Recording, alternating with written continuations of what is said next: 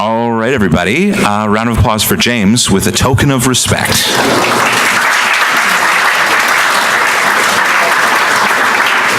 Hi, everybody. I'm guilty of making long slide titles, but we'll just skip right past that. Today, I want to talk to you about identity and access management, or access control in systems. And I want to go over sort of a typical flow of how you might build a system and the steps that you go through, sort of evolving your access control, and coming up or selecting a solution for it, and then implementing it. And I'm basing this on what we did at Manifold. Like Nicole said, we're hiring front end and back end and other positions. But it's going to be somewhat generic, and there's only so much time, so we can't really sort of walk through a full thing. But at the end, I'll get to the point where I start to say like, "Hey, Go is awesome, and this is why." So hold on for that. So yeah, beginning sort of developing any system, you sort of you're building something like a prototype, and you're starting out and you're just sort of putting your REST endpoint up or whatever, and you're building like a single user application, right? So we're talking about evolving a system, so I want to use the industry standard method to describe system evolution, and that is Pokemon. So we start with a single user application, right? And what do we have for access control there? Like, nothing, right? It doesn't really matter because you're just doing it on your laptop and you sort of don't care. And then, we evolve our system and we get into something with multiple users. So this is where it starts to matter. You've got different users. Maybe you've got something actually running in production, people are registering, and you want to make sure that people can't mess with each other's data, right? So you have to have some kind of ownership over it. And now we need authentication. So this is where we are able to take a request and authenticate that someone who is making a request is who they say they are, so to get their identity. And commonly, you'll hear this referred to as auth-n, to distinguish it from something that we get to later. So we've got our multiple users, and then, what's the next phase of our evolution? We get on to something like teams or organizations, where users are working together in some shared context. And this is kind of a sort of simple evolution from multiple users, right? If you're owning things by like a user ID, extending it to a team ID is doable, right? You can sort of build on that. You don't really need any specific like design in mind to do it. So you're pretty okay.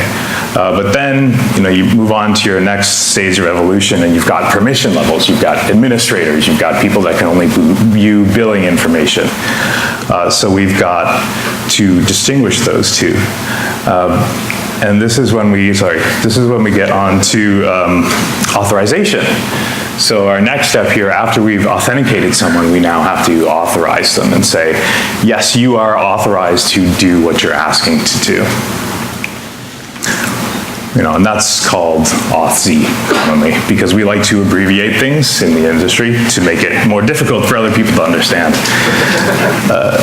But these ones are kind of fun, auth-n, auth-z. It's like off by one letter, really easy to get confused. So you then may move on to like a final stage of evolution, go past this fourth mega evolution and into something beyond that, and get like support keys, support users and API keys, something where a user could like grant your support team access to their account with like a limited set of permissions. And this, adds more complexity. And at this point, and definitely before this point, you start to need to have like a good sort of model in place. So, we go back to our sort of stage where we need some authorization in place. And what do we build for this? So this is where we get into some choices that you have to make, right? Like all these things seem like they might be similar, but one, maybe you get that starter Pokemon that you prefer over the other one.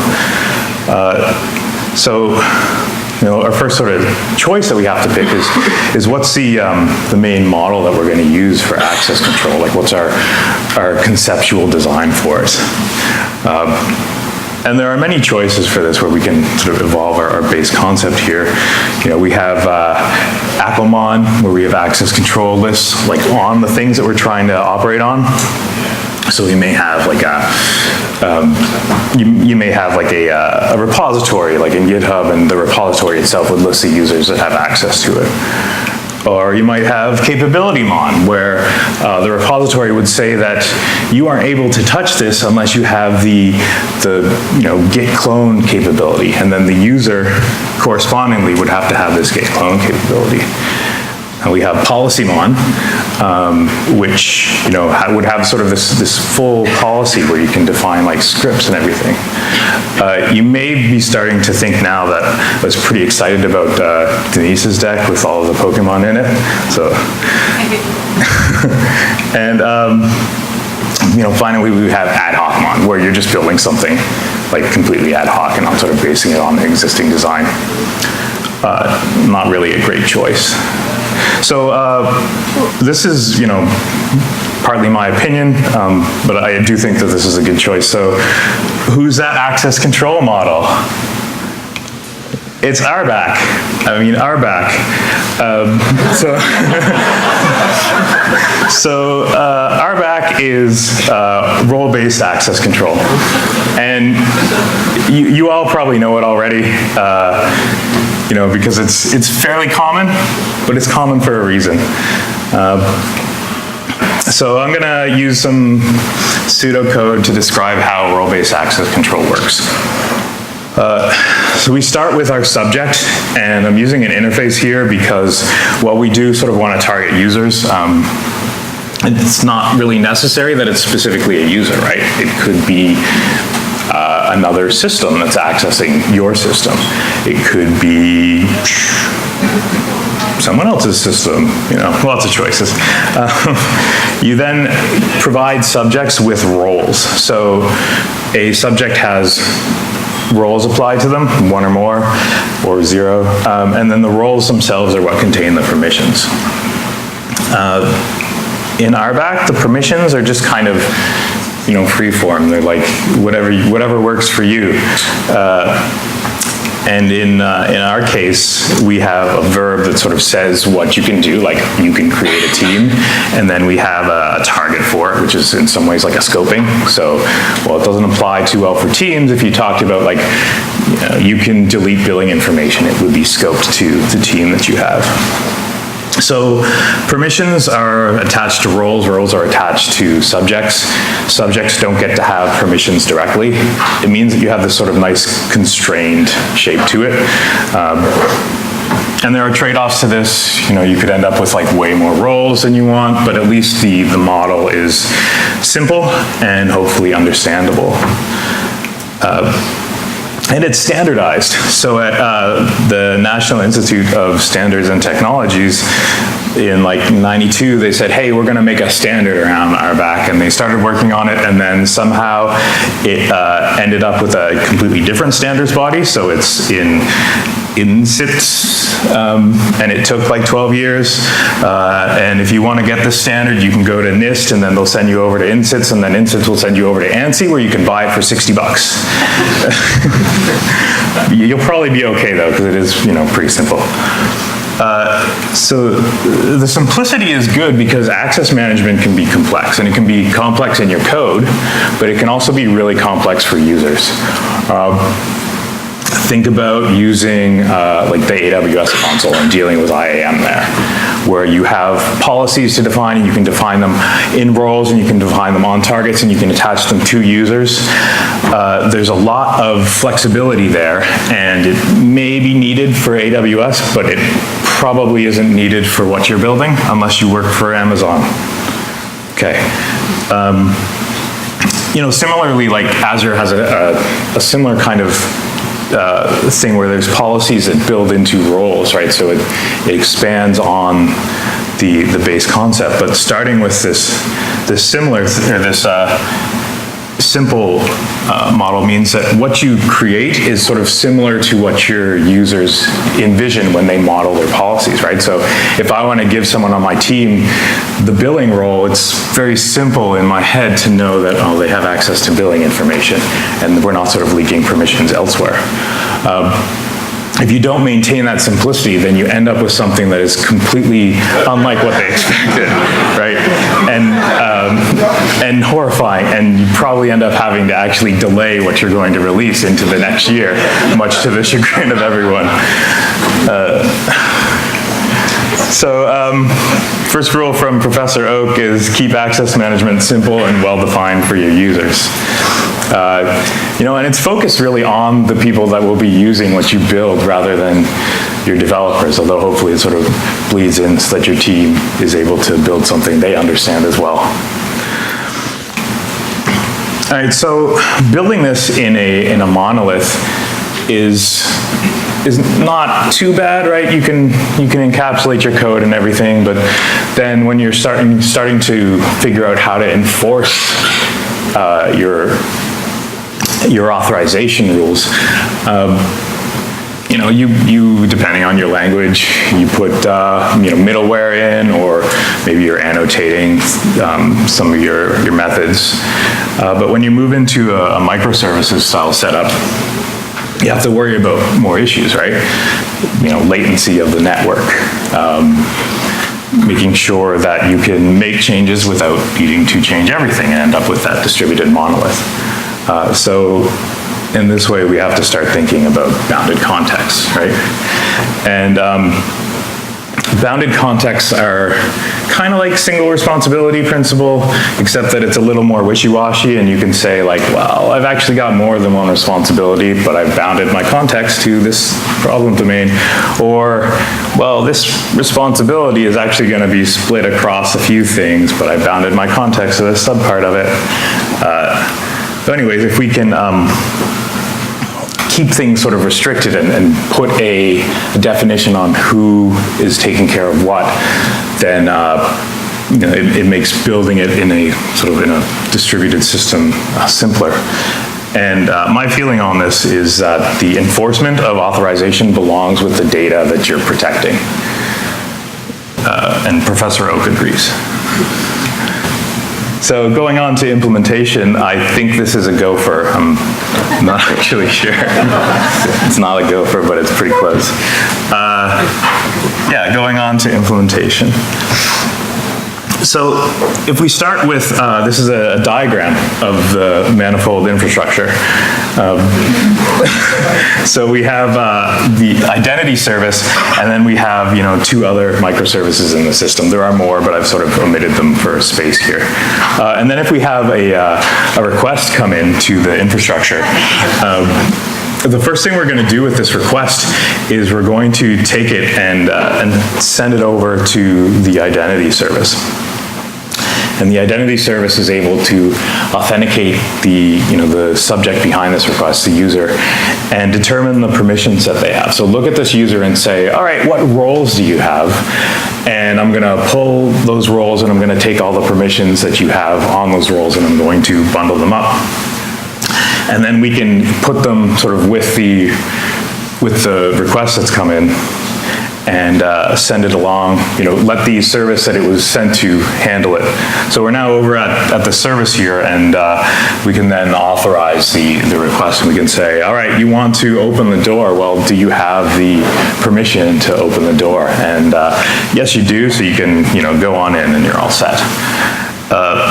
So in this case, we're taking the permissions from the identity service and bundling them up in a way that we can then send over to the other service to actually do enforcement on.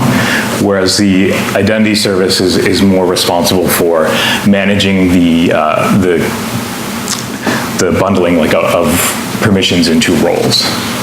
And the users themselves, you could split the two out though.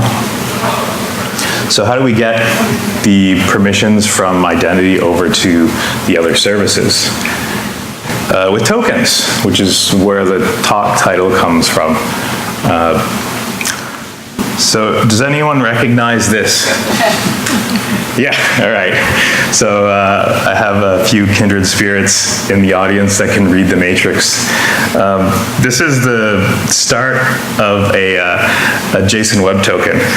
This is my token from logging into Manifold. If you want to write it down now, you can get it. I've actually changed one character, so that it lasts a week. It should give you enough time to figure. Yeah, I see you taking a picture. If you get in, tweet at me, and I will call you a liar because I changed way more than one character and it expired. Anyways, it's a JSON web token, and or JOTs, as we like to call them, again, to confuse others.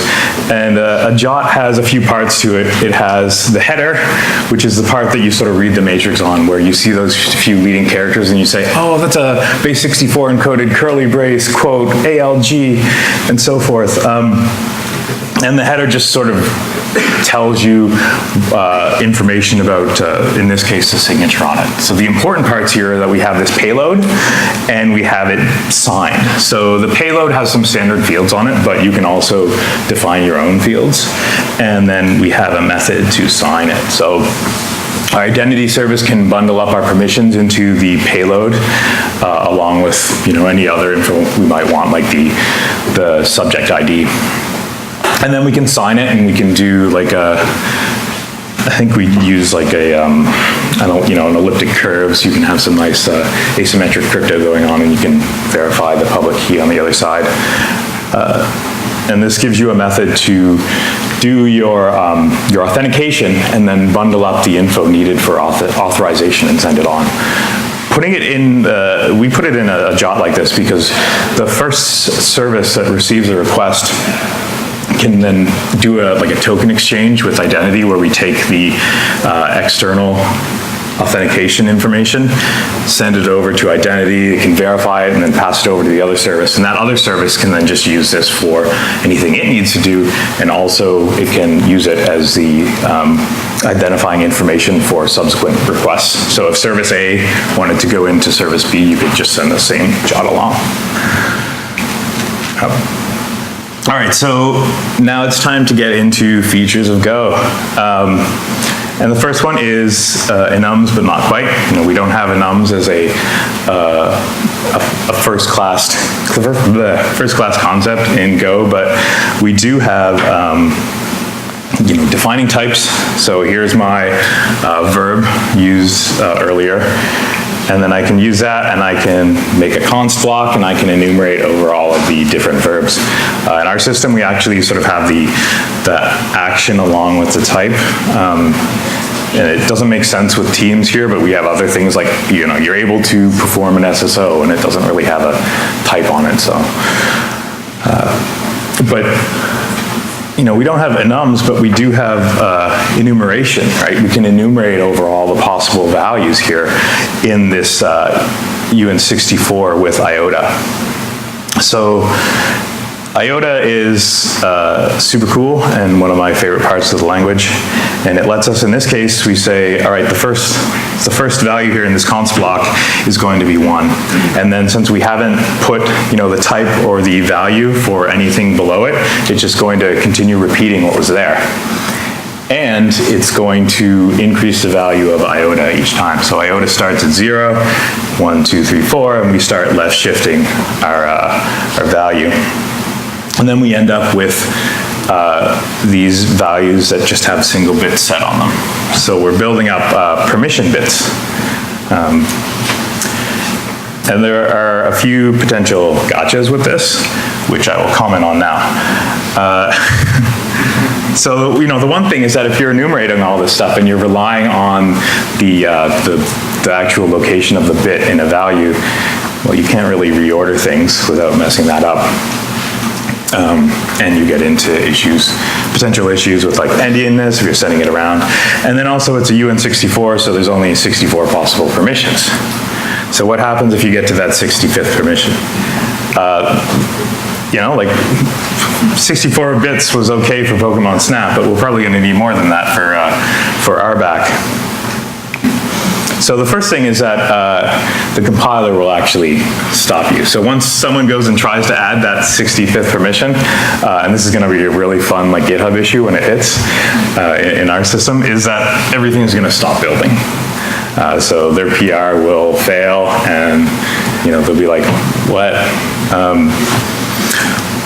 But it's okay. You can do something about this, and you can build in forward compatibility into your system.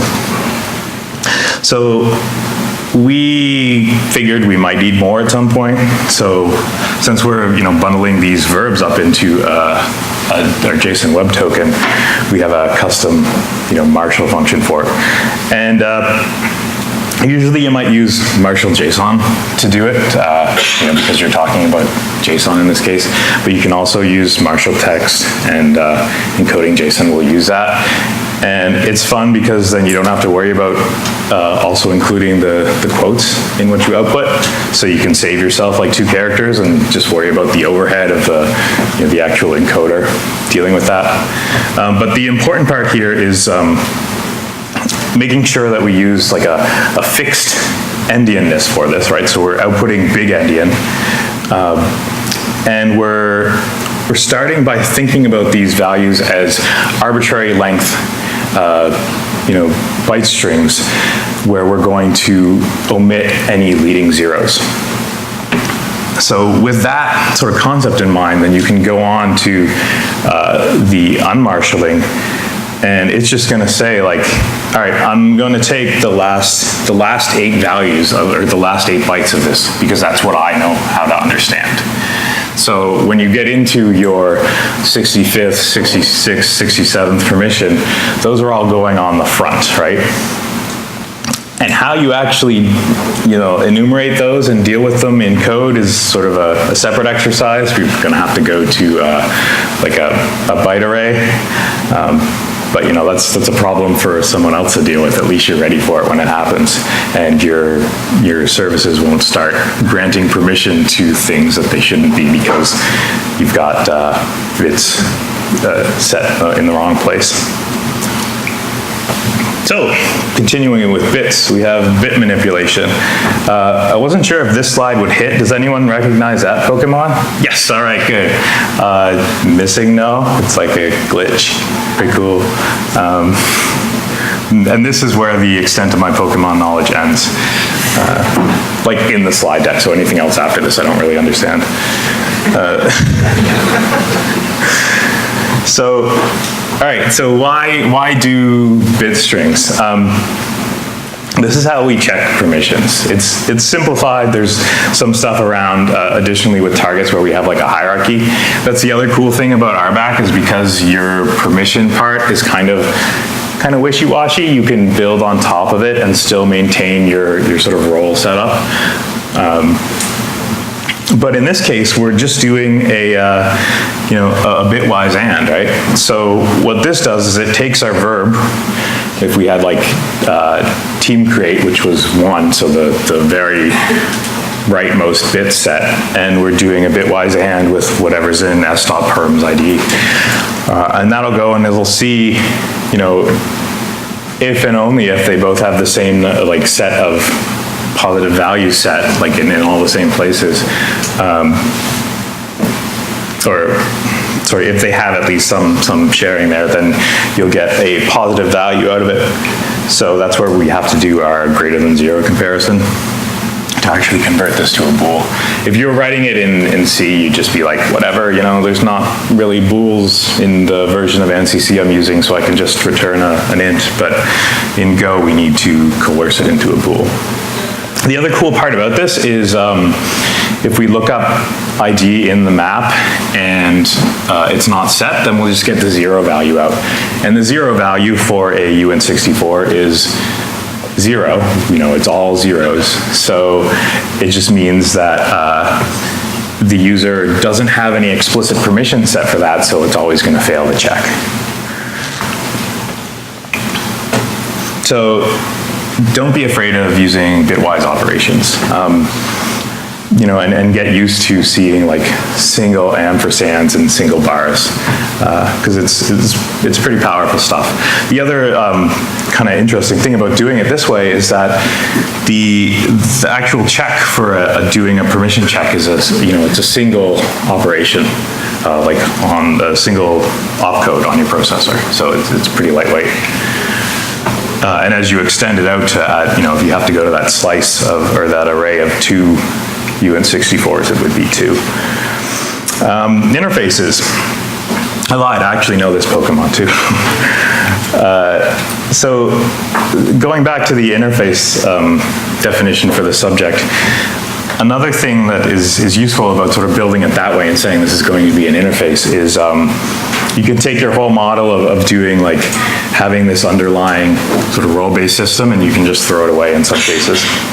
So while for someone who was coming in that was anonymous, we could say, let's build up an empty permission set for them and let's send around this jot. Instead, we can just send nothing in between systems, and we can say like the absence of this header that contains the token means that let's just toss an anonymous subject on there. And this subject, as we throw it through the system, will always just say, no, you can never do anything.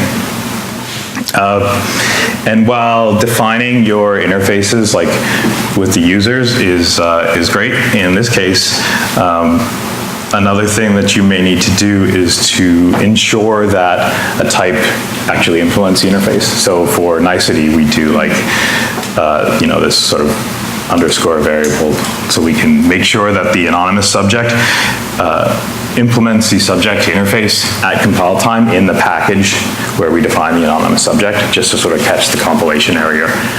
The compilation error earlier than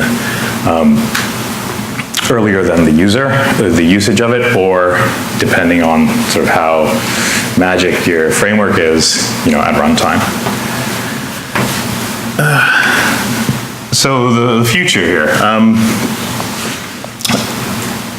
We've been doing this sort of basic setup for like 1.5 years, and the fun thing I've noticed is that when you start to think about talking about something in public, it begins to break in private.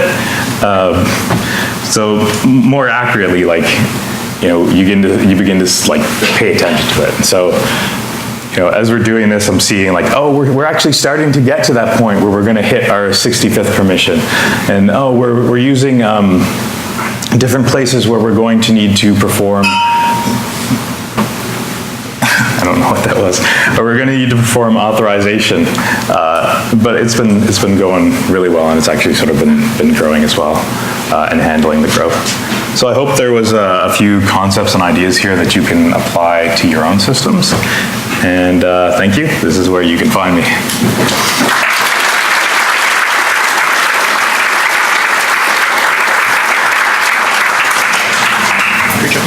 Thanks. Did you want to take questions or no?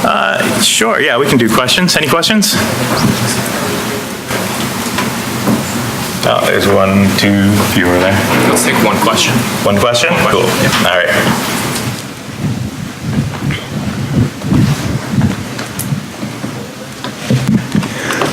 Why'd you go with the design decision to use bit flags as opposed to like an array of strings or something for permissions?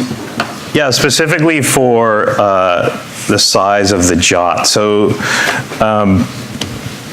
because we wanted to package it all up and send it around like between services and get it at the point of ingress into our system and then send it, like chain it down through all the other calls, having that be in a way that would be encodable, and tightly packable was important. And so while we could have used strings and done that like for the transport format and used like bit strings internally as we did our comparisons, it's like, well, we can do it all together and have something that's very small. The other thing that I didn't sort of get to in this presentation was that the roles end up being the roles and the aggregation of roles, because defined roles end up being very similar, but across different targets, means that your bit strings sort of are common across everything.